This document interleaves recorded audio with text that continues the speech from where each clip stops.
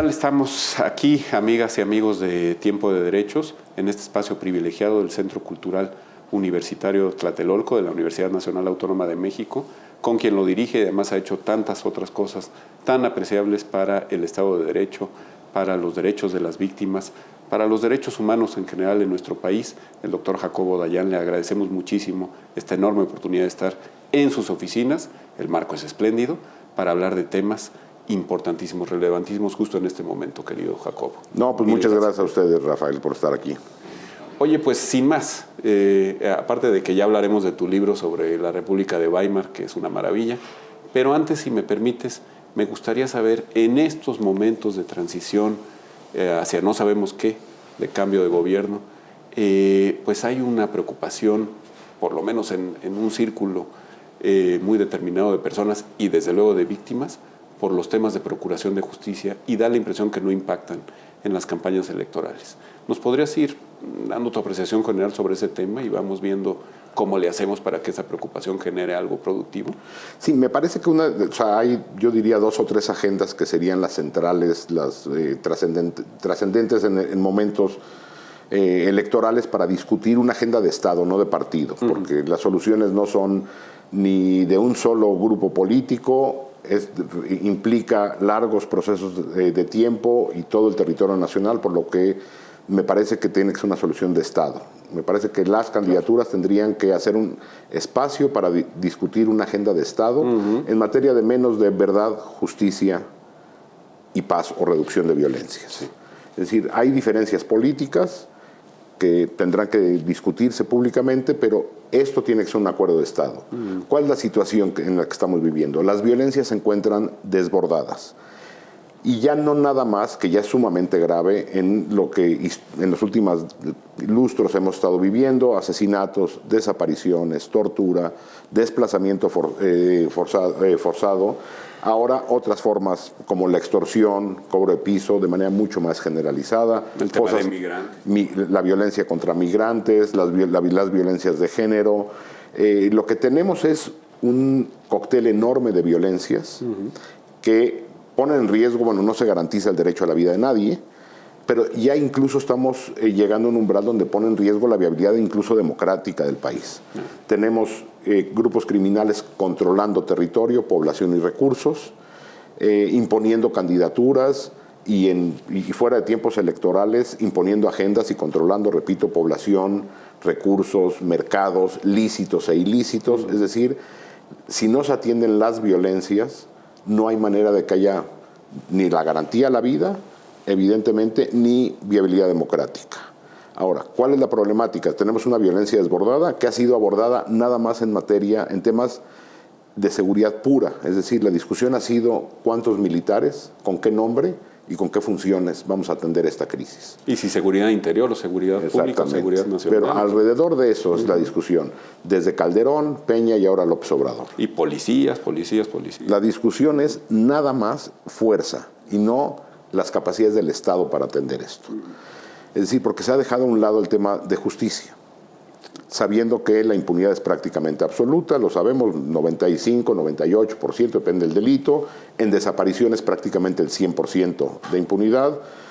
Y estas violencias que estamos viviendo, que en el discurso nacional están atribuidas al crimen organizado, hay que entenderlas a fondo. Es el crimen organizado actuando en colusión, con el conocimiento, con el permiso, de alguna manera, de agentes del Estado. Es decir, hay un vínculo político-criminal que va cambiando en el tiempo, en las regiones. Hay alianzas que se van rompiendo y regenerando, pero el combate al crimen organizado tiene que también venir acompañado de este desmantelamiento de redes político-criminales y de algunos sectores económicos que participan en estas redes de macrocriminalidad. Ahora, la discusión ha estado centrada única y exclusivamente en cuánta fuerza requiere el Estado, y en términos de justicia la única solución que hemos dado es prisión preventiva oficiosa. Así es. Es decir, ante la incapacidad de realizar investigaciones serias, encarcelemos a quien sea, y cada vez por motivos más diversos. Bueno, ya ni siquiera tipificando delitos, Jacobo. De manera muy amplia. Ya el 19 constitucional dice los delitos en materia de... Así es, de manera muy amplia. Esa es la solución, es decir, el Estado mexicano está abdicando a la justicia. Y lo que estamos diciendo es encarcelemos a quien parezca, a quien decidamos y utilicemos fuerza bruta para acabar con el problema. Y si se te ocurre, juez, no encarcelarlo preventivamente, no te la vas a acabar. No, bueno, y ahora está la discusión en la Suprema Corte de qué va a pasar con la...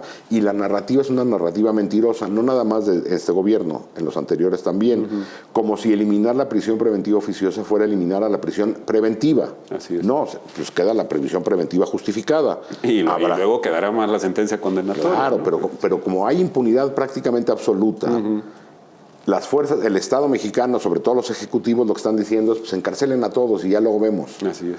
Entonces, hay un acercamiento equivocado. Ahora, la pregunta es si las fiscalías del país, las estatales y la federal, tienen la capacidad para hacer investigaciones serias, sólidas, para analizar estos fenómenos, trascender el caso y analizar el fenómeno. Justo eso te iba a decir, porque a ver, las campañas y el propio gobierno, las iniciativas de reforma constitucional, sí se meten con administración de justicia.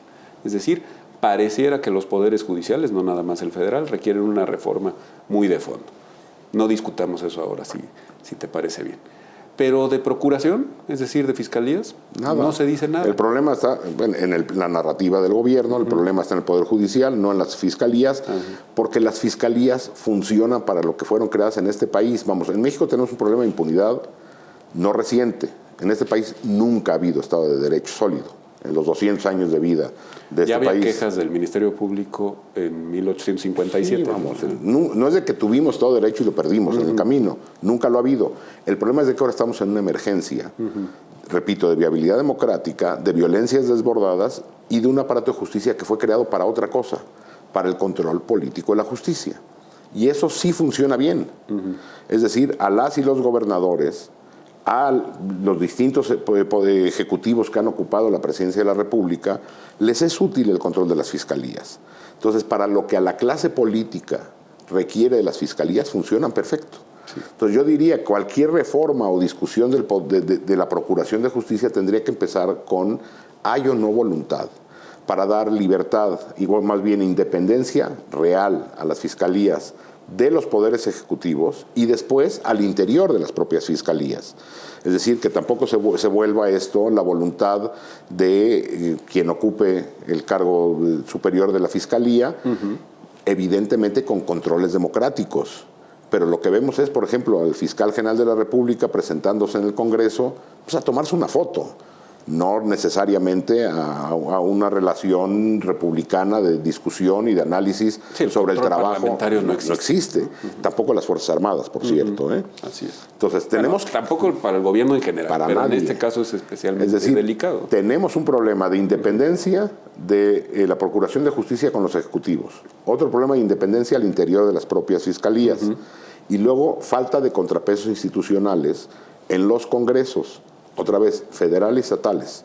Entonces, lo que tenemos quebrado es pesos, contrapesos, independencias y capacidades. A ver, déjame centrarme un poquito en esa independencia interna que mencionas, ¿no?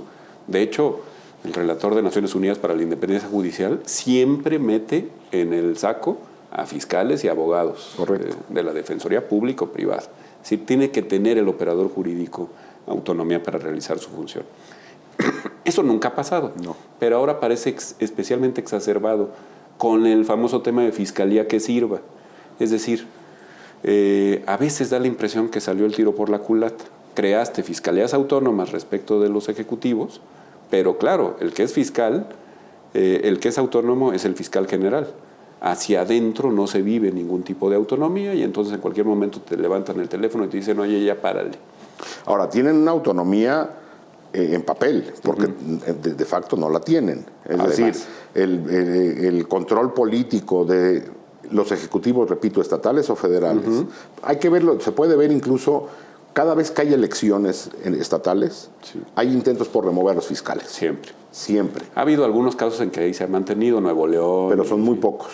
Digo, está la controversia en Morelos. Así es. Pero son muy pocos. La gran mayoría de las veces, como el Ejecutivo controla, en su mayoría de los casos, los congresos estatales, se logra la remoción muy fácil o bajo pues, la forma tradicional de presión política o incluso presión de arriba para que el fiscal renuncie y se nombre a alguien a modo. Sí, los incentivos están muy mal alineados. Todo está muy mal. Vamos, yo estoy de acuerdo contigo que este intento de fiscalía que sirva, cuando se discutía, sonaba bien, no se tomaba en cuenta la perversión política del control.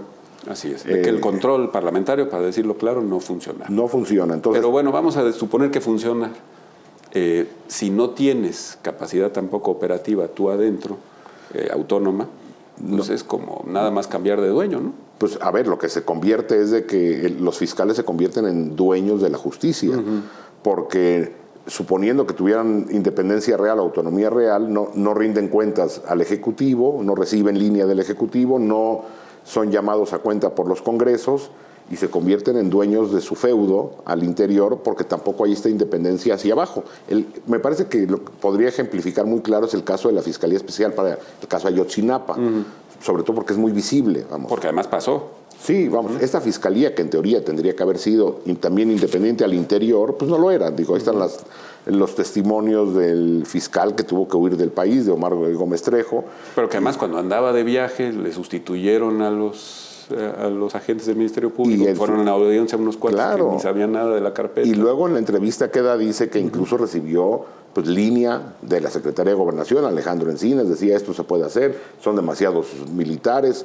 Es decir, no hay independencia ni con el Poder Judicial, ni con el Poder Ejecutivo, ni al interior de las mismas fiscalías. Es decir, tenemos un diseño muy mal hecho porque no hay voluntad. Y en el Congreso nadie te defiende. Y en el Congreso nadie ni te defiende ni hay escrutinio real. Así es. Entonces tenemos una división de poderes en papel que en la realidad no ocurre. El control, el Estado de Derecho, la justicia con clave política, no con clave Estado de Derecho, y el control al interior de las fiscalías, es decir, el peor de los mundos. Ahora, Jacobo, tampoco ha de ser tan difícil, ¿no? Me refiero, ha de haber modelos en derecho comparado que funcionen. Sí, bueno, el problema no es técnico. O sea, yo supongo que no en todos los países tienes un 2% de bateo a tu favor. No. A ver, me parece que no es un problema de diseño, repito, es un problema primero de voluntad seria, política, de toda la clase política, porque hoy el foco está en Morena, pero lo platicábamos antes de entrar aquí, los otros partidos son gobierno a nivel estatal y han sido gobierno en todo el país. Y tampoco han querido soltar nunca. Pues la pregunta es, ¿hay alguna fiscalía estatal que diga uno, mira, el modelo es tal estado? No lo tenemos.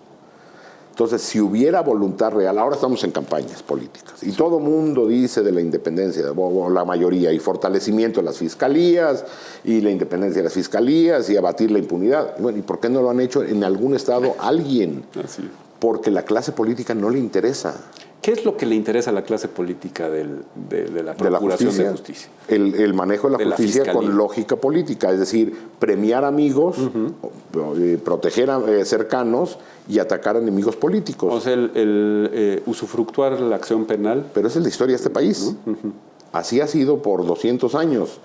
Es decir, la Procuración de Justicia como una herramienta de presión política y de protección política. Y eso también tiene un incentivo todavía perverso hacia adelante. Cuando hay una sucesión a nivel federal o estatal, pues lo que más les preocupa a quienes van saliendo es que, como se dice, les cubran la espalda. Así es. Entonces, el nombramiento del fiscal es relevante. Vamos, el caso de Nuevo León, Samuel García no contendió a la presidencia porque no estuvo dispuesto a tomar el riesgo de no tener el control del nombramiento del fiscal. Sí.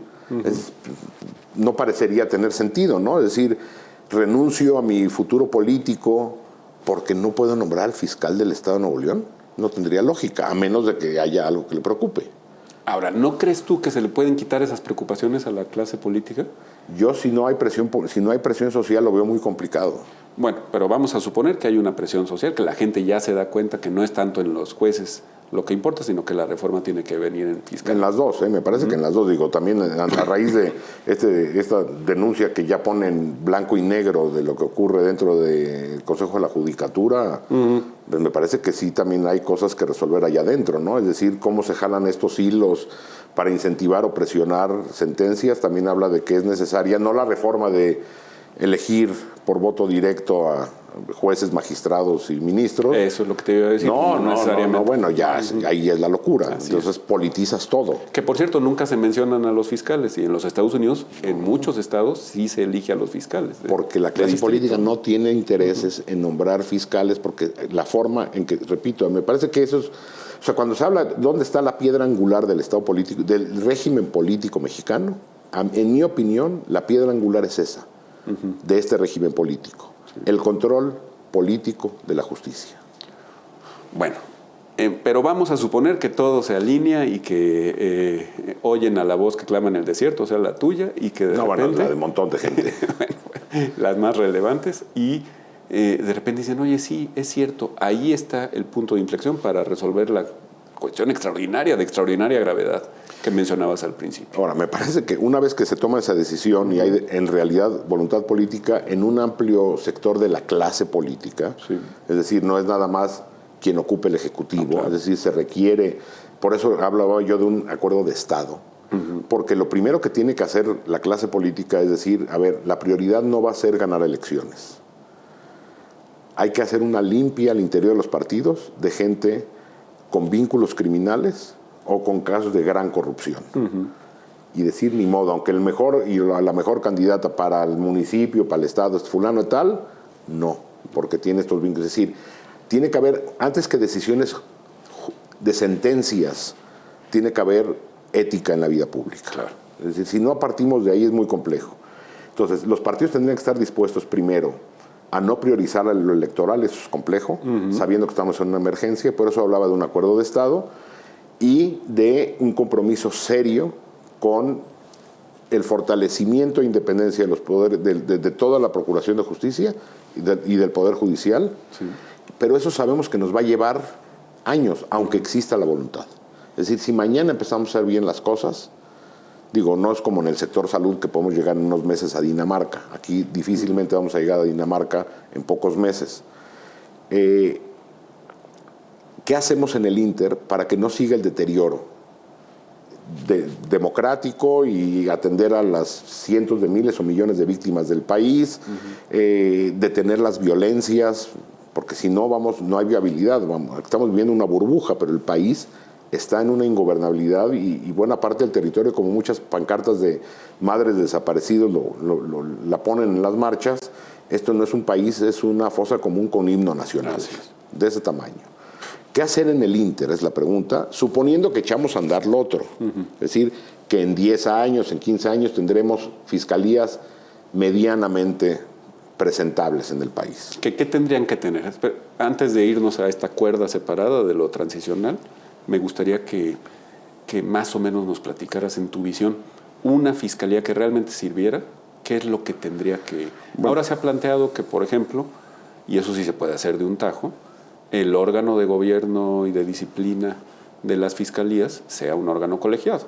Tiene que haber órganos colegiales, incluso con participación ciudadana, me parece, o de instituciones de sociedad civil. Una suerte de consejo del Ministerio Público. Sí, ¿no? Aunque eso también a la clase política le preocupa porque siente que se balcaniza el Estado, ¿no? Se balcanizan los hilos del control del Estado. A ver, pasó con los jueces en 94, 95 y el país ahí sigue. Bueno, y pasó con la creación de los órganos autónomos. Así es. Es decir, pues uno voltea a ver el mundo y no en todos lados hay un INAI. Exacto. No en todos lados hay un INE incluso.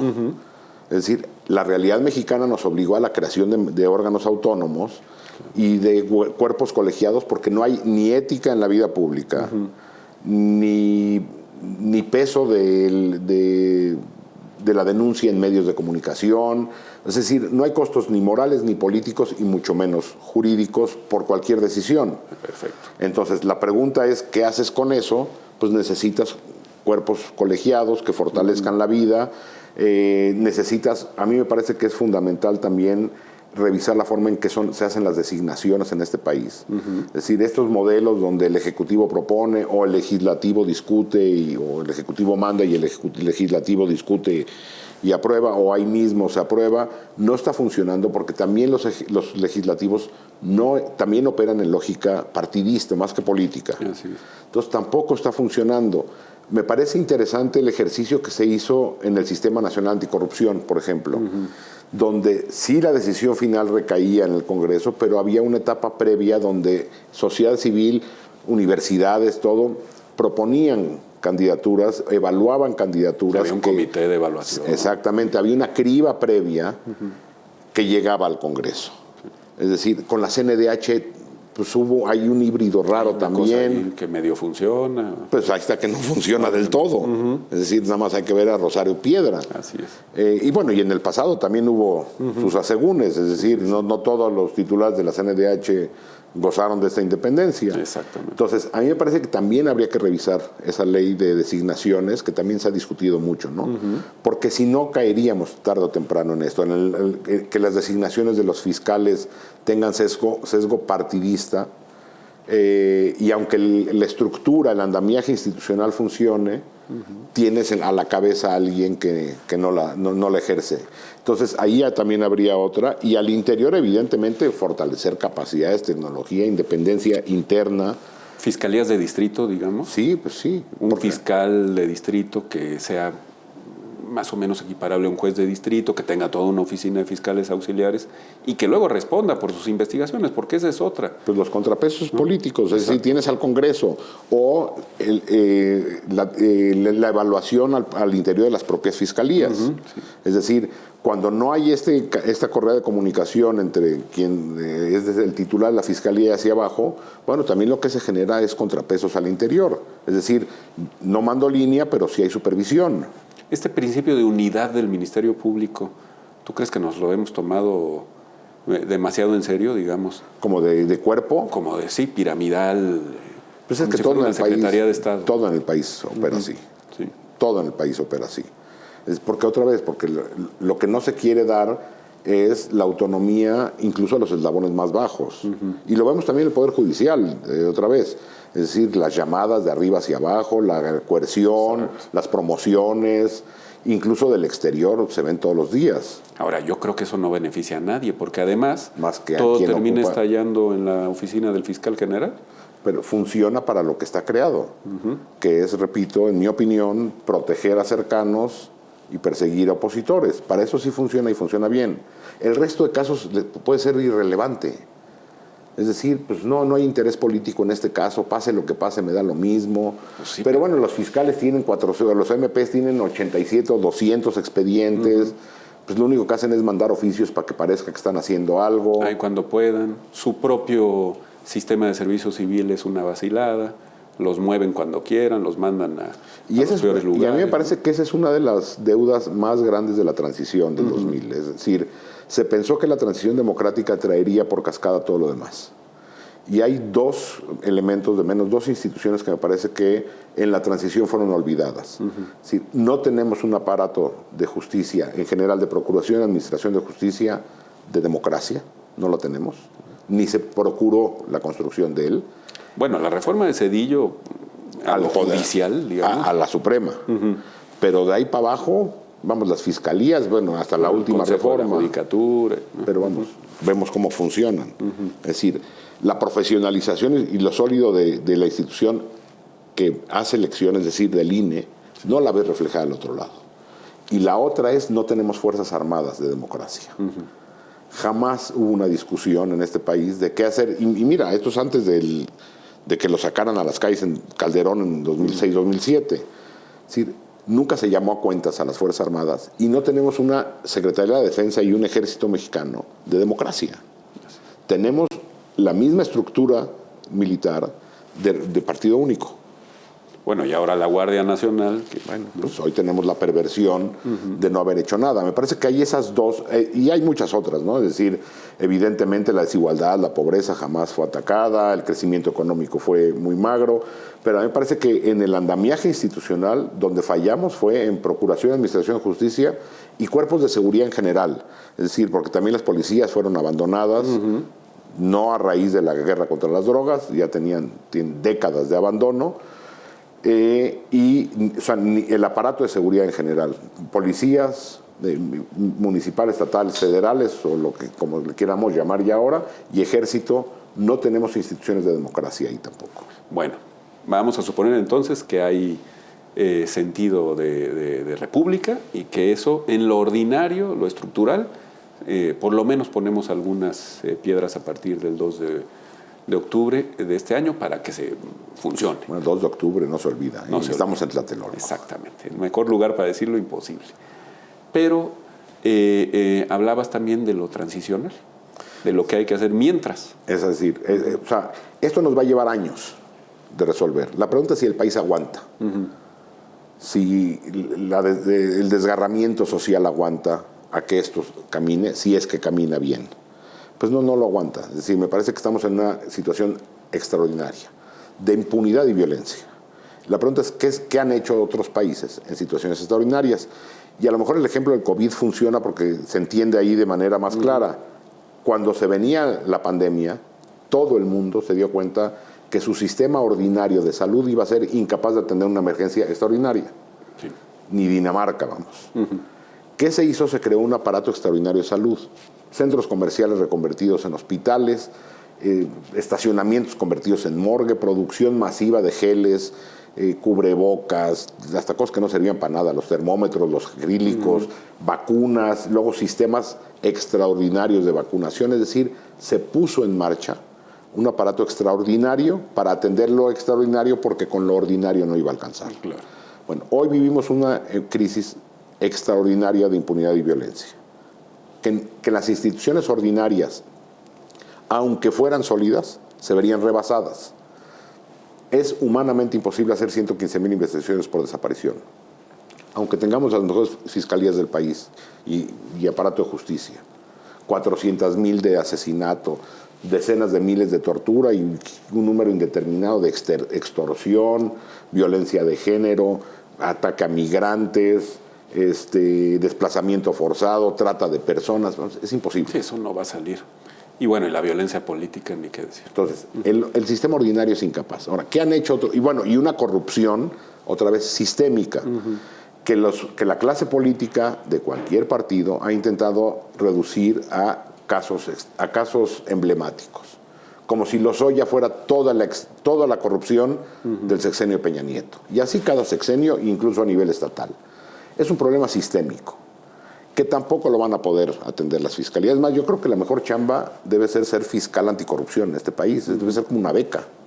Pues no han de ser nada. Los datos ahí están, ¿eh? Sí. O sea, yo lo veía el otro día, que eran 12,000 carpetas de investigación, y 8 sentencias. Bueno. Y una de ellas... debe ser...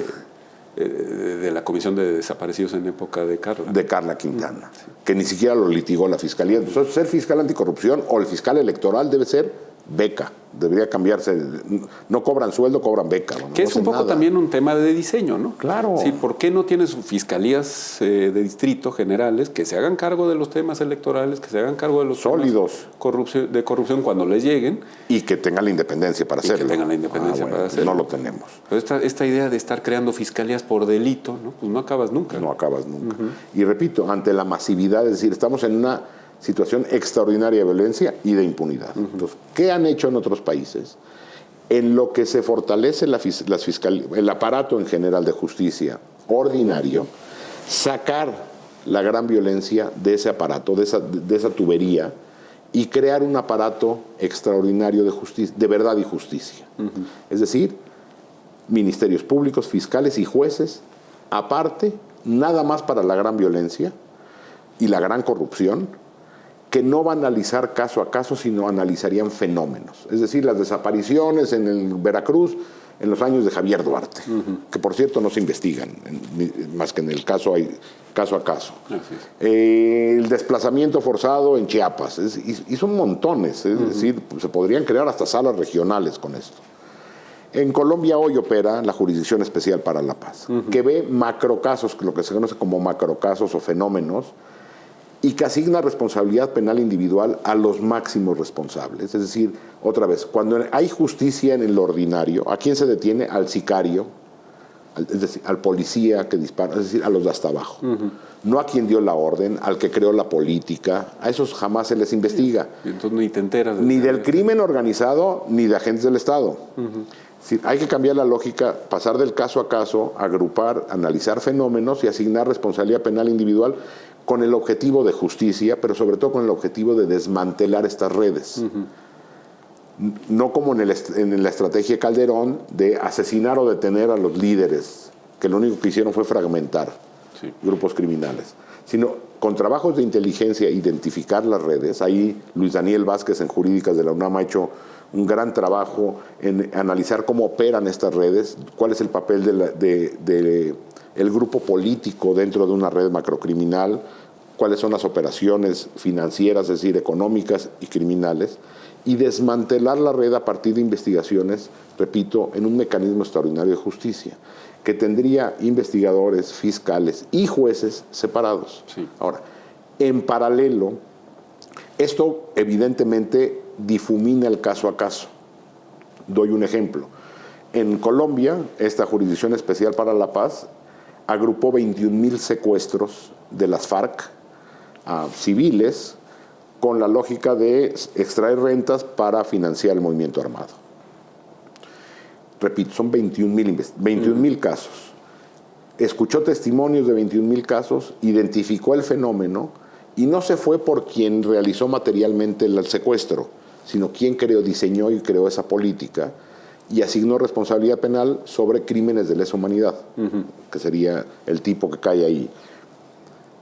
Pero difumina el caso esto. Entonces, evidentemente hay una sensación de las víctimas de que no se hizo justicia en el caso de mi madre, de mi hijo, de mi hermano, de lo que sea. Entonces, se entrega un mínimo de justicia a un máximo número de víctimas con esto, y el objetivo también es desmantelar estas redes. Los casos concretos continúan su proceso normal, es decir, no se cancela. Y quizá algún día. O en sistemas, incluso en el sistema interamericano, es decir, pueden continuar esos casos. Y una enorme comisión de la verdad, enorme, que nos entregue a la sociedad, gobierno y víctima, a todo mundo, cuál es la forma en que operan estas redes de macrocriminalidad, quiénes son las víctimas, cuál es la lógica, dónde están los recursos, regional, temporal, temáticamente, que generen un mapeo de las violencias, que después es insumo de las fiscalías. Es decir, hoy en Colombia la Comisión de la Verdad trabajó 4 años, ya entregó su informe final, que es público, con eso se hace pedagogía social para que la gente entienda cuáles son las violencias que están ocurriendo, cuál es la participación de agentes del Estado, de cuáles agentes del Estado, grupos criminales que operan, etcétera, etcétera. ¿Quién ha estado metido ahí? ¿Quién ya en consecuencia ya no tiene carrera política? Es correcto. Y eso es insumo de las fiscalías y también es insumo para los mecanismos extraordinarios de reparación. Claro. En México causa un poco de la clase política escozor hablar de mecanismos extraordinarios. Bueno, hoy tenemos ya 2 operando. La Comisión Nacional de Búsqueda es un mecanismo extraordinario. Si uno va a Finlandia, ahí no hay una comisión de búsqueda. ¿Y sí, para qué tampoco? Pues, ¿para qué? Aquí se creó ante la emergencia.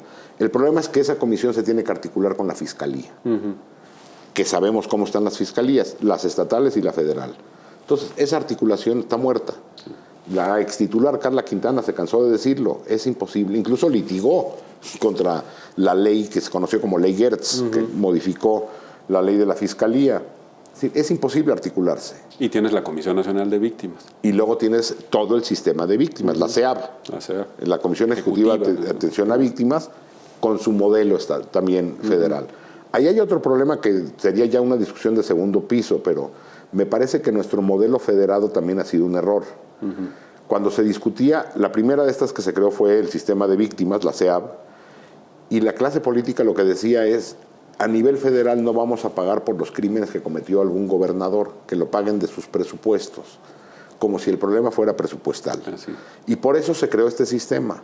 En otros países no está federado, es nacional. A mí me parece que tendríamos que tener es mi opinión, una comisión nacional de atención a víctimas que no tuviera, porque lo que tenemos en la realidad es de que en algunos estados no hay presupuesto, no hay personal, no hay voluntad política, en otros hay tantito más.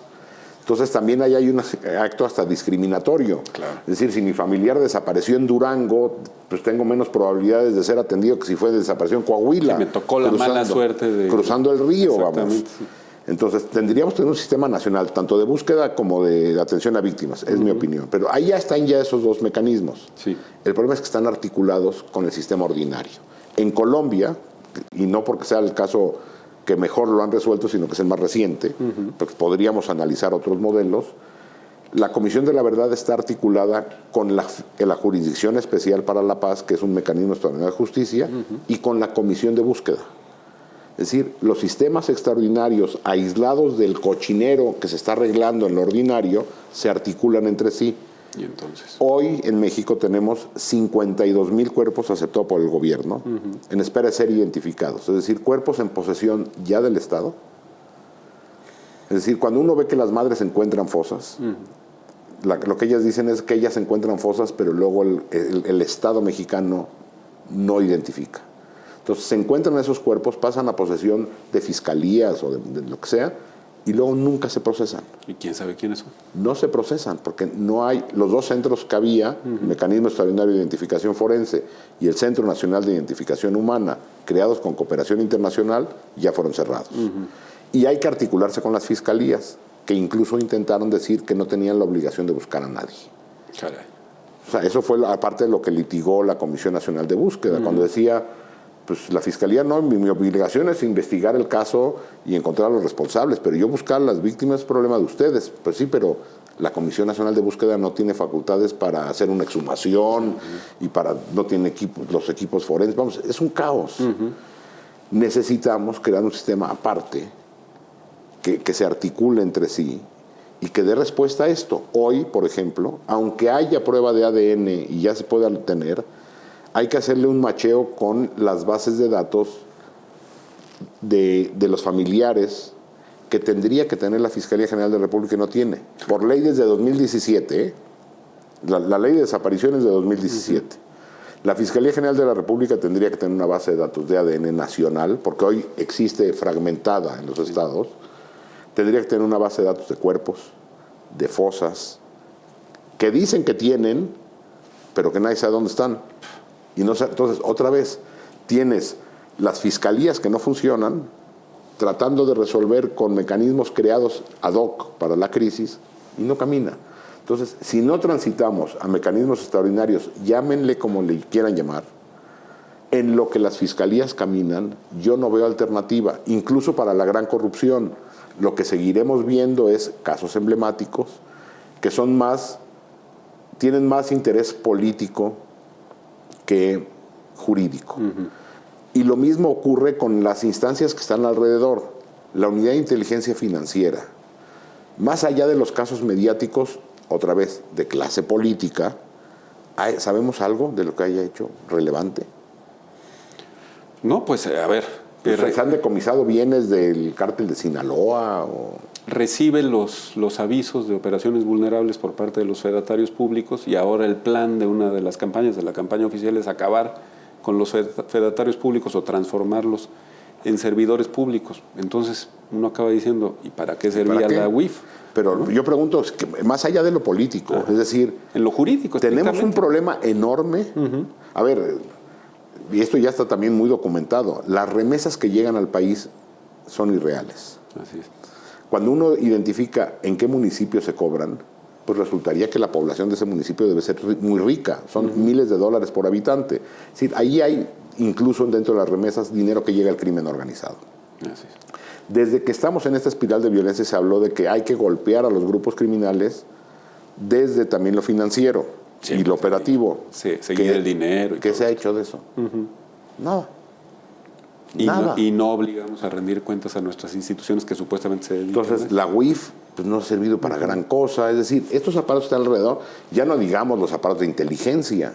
Los aparatos de inteligencia, otra vez lo sabemos, están ahí para investigar periodistas, oposición política, abogados. Incluso al mismo, Alejandro Encinas estaba siendo espiado. Sí, sí. Es decir, a actores dentro del gobierno.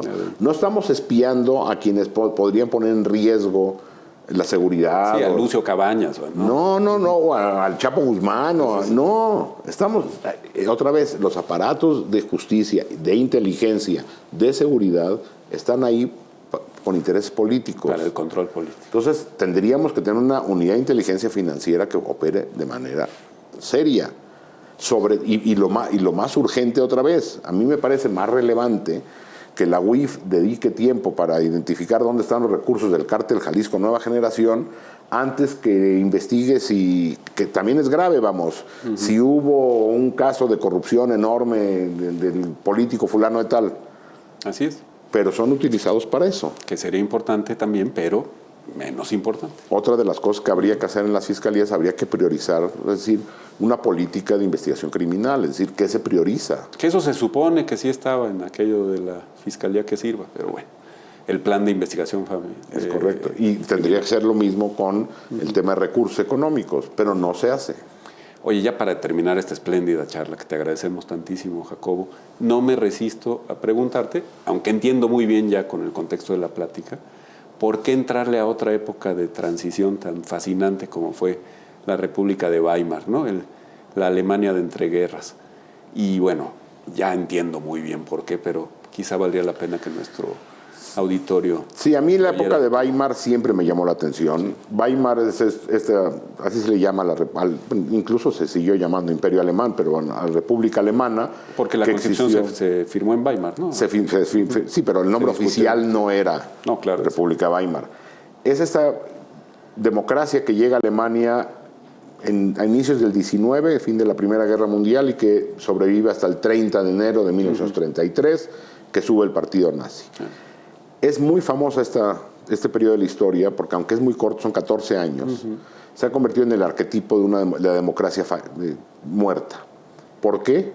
Evidentemente una es porque da pie al nazismo, entonces si voltea uno a ver, decir, ¿qué pasó allá antes del ascenso del nazismo? También tiene fama como de una época muy feliz, divertida, de arte. Sí. Y la otra es porque se da una enorme explosión. Artística, social, de liberación, de esperanza.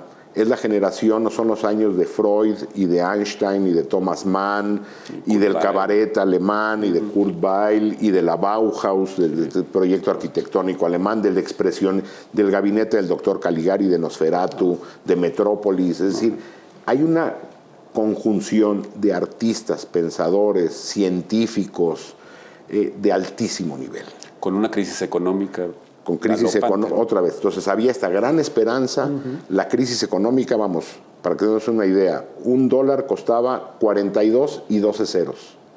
O sea, 42 millones de millones, es decir, en México 42 billones de marcos por $1. La gente llegaba a comprar... o sea, tú pedías un café y lo tenías que pagar cuando te lo servían. Con carretilla. Porque si esperabas a tomártelo podía ser más caro, de ese tamaño. La gente pedía que se le pagara el salario diario y pedía salir en la mañana a hacer las compras, porque si salía en la tarde ya no alcanzaba para nada. Entonces hay una crisis económica tremenda, revienta en el 29 con la crisis en los Estados Unidos, y también cuando uno ve el diagnóstico estremece. Crispación política, polarización, crimen organizado, violencia de género, corrupción, es decir, militares incrustados en el gobierno, un aparato de justicia con lógica política, no con lógica jurídica, y una sociedad en gran convulsión. Es decir, y por todos lados, clase política más preocupada por pelearse entre ella, por llegar al poder, que por defender a la democracia. Es decir, a la democracia alemana la golpearon desde todos lados. Así, los socialdemócratas, todos. La socialdemocracia estaba más preocupada por el comunismo, incluso se da el asesinato de Rosa Luxemburgo, Karl Liebknecht, y la persecución política con el aparato de justicia de la izquierda comunista alemana, desestimando lo que se estaba gestando en la ultraderecha nacionalista, el partido nazi al final. Es decir, el partido nazi se veía ahí como algo irrelevante. Bueno, incluso le dieron un perdón absurdo, ¿no? A Hitler intenta un golpe de Estado en el 23, se acaban de cumplir 100 años de la sentencia, en el 24, está 9 meses en prisión y es liberado. Y bueno, se pensaba que era irrelevante. El partido nazi tenía 2 o 3% de preferencia electoral, y cuando llega la crisis económica despunta. Entonces a mí me parecía sumamente relevante decir, a ver, ahí se vivían situaciones similares a las del mundo de hoy, y no lo digo yo, lo dijo el secretario general de la ONU. El mundo de hoy empieza a parecerse de manera muy preocupante en la Europa de hace 100 años. Entonces a mí me parecía interesante revisitar estos 15 años, Pero más que un análisis técnico, histórico, político, es una narración de lo que ocurría y sobre todo qué dijo esta generación. Es decir, qué decían los Freud y los Einstein y los Bertolt Brecht y los Kurt Weill y vamos, qué decía el cabaret, de qué hablaban sus películas, porque es una generación comprometida con su época. Hay una carta de Bertolt Brecht a el joven compositor alemán de la época, es decir, la gran tradición musical alemana, que era Paul Hindemith, la figura emergente musical de la época, que le dice: no puedes escudarte en la música para decir no tomo partido. Y la carta termina con una frase diciendo: la música no es un arca con la cual se puede atravesar el diluvio. Claro. Y yo creo que vivimos tiempos similares. Entonces me parecía interesante revisitar, vernos en ese espejo, vamos, porque lo que se vivía en Weimar, lo vemos hoy en los Estados Unidos, evidentemente en México, en El Salvador, en Argentina, en el Brasil de Bolsonaro, y lo vemos en Hungría con Orbán, y en Erdogan en Turquía, y lo vemos por todos lados, bueno, Putin. Entonces es preocupante, el mundo de hoy empieza a parecerse, y me parecía interesante revisitar esa época, repito, por lo atractivo de esa época y por lo similar. De una forma sumamente atractiva.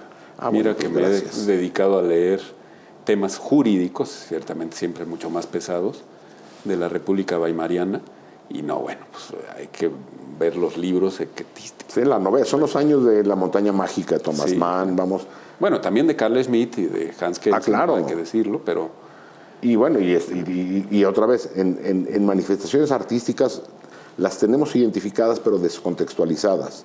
En esas películas, Nosferatu. Entonces cuando lo pones en contexto dices: ah, caray, aquí están hablando de otra cosa, ¿no? Es decir, una persona que con su mente hace que otra cometa crímenes que no está dispuesto a cometer, la violencia de género recurrente, la violencia política, la ópera de los 3 centavos, Wozzeck, que es otro operón de la época, Lulú. Vamos, entonces hacer este mapeo me parecía interesante.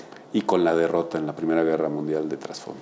Y después el ascenso. Entonces, en el libro empieza a emerger Hitler por aquí, por allá, como una figura secundaria. Digo, nosotros contamos con la ventaja de que ya sabemos en qué acaba la historia. Claro. Pero cuando uno va viendo el ascenso de un personaje irrelevante en la vida alemana, y cómo la clase política desestimó todo, y la sociedad, harta de la clase política...